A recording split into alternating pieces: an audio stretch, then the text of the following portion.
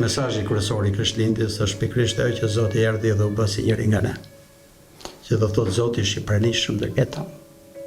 Zoti nuk erdhi vetëm thjesht për të dhënë një mësim, ose për të shtuar mësimin që ishte dhënë pak më para, erdhi dhe mori natyrën tonë për ta restauruar përsëri. Dhe kjo na jep ne një forcë e na jep ne një mbështetje shumë të madhe, sepse kuptojmë që Zoti aq shumë e deshi botën sa dha birin e tij, jo për ta gjykuar, por për ta shpëtuar botën. Dhe prania e Zotit na jep ne shumë forcë. Na jep forcë për të përballur me gjithë vështirësitë që mund të hasim në jetë. Zoti nuk na ka thënë që s'do kemi vështirësi. Ka thënë në botë do keni vështirësi, po keni zemër, unë e mund nga bota. Dhe prania e Zotit në jetën tonë, jo vetëm thjesht prania e një Zoti abstrakt dhe të largët, të filozofëve, as të një lloj Zoti të një lloj trascendence fetare, po prania e Zotit realisht në mish është një ngushëllim jashtëzakonisht I madh për ne, që do thotë Zoti e mori natyrën tonë për ta transformuar. Dhe arsyeja pse Zoti erdhi pikërisht kjo gjë ishte, sepse njeriu nuk mund të shpëtonte vetëm nga fuqia e tij. Zoti erdhi dhe mori natyrën tonë për ta drejtuar atë përsëri, për t'i dhënë, siç thonë etrit e kishës, bukurinë e saj të parë. Dhe ngjarja që ndodhi para 2000 vjetësh nuk është një ngjarje vetëm thjesht historike, është transhistorike. Ajo ndodh vazhdimisht. Vazhdimisht Krishti duhet lindi në zemrat tona.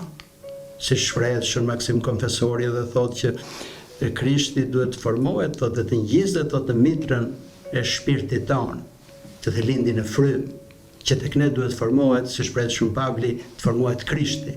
Krishtlindja pikërisht është një thirrje për gjithë secilin nga ne për të na kujtuar për të tilla gjëra, sepse njerëzit shpesh harrojnë.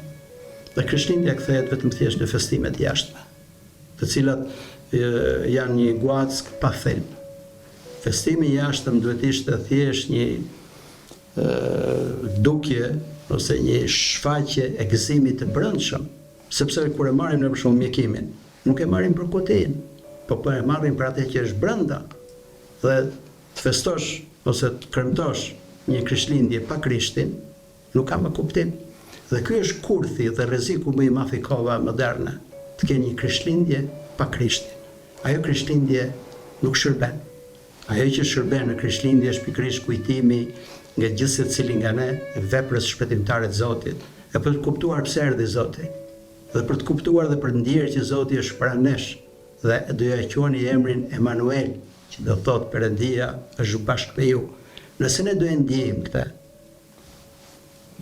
atëherë ne do fillim dhe ne të ndryshojmë. Sepse qëllimi I Krishtlindjeve është përjetimi I kësaj gjëje, që dhe çdo shpirt njerëzor të kthehet në shpellën e Betlehemit, ku Krishti të lindet e të formohet atje. E prania e Zotit padyshim që do ndryshojë gjithçka në jetën tonë.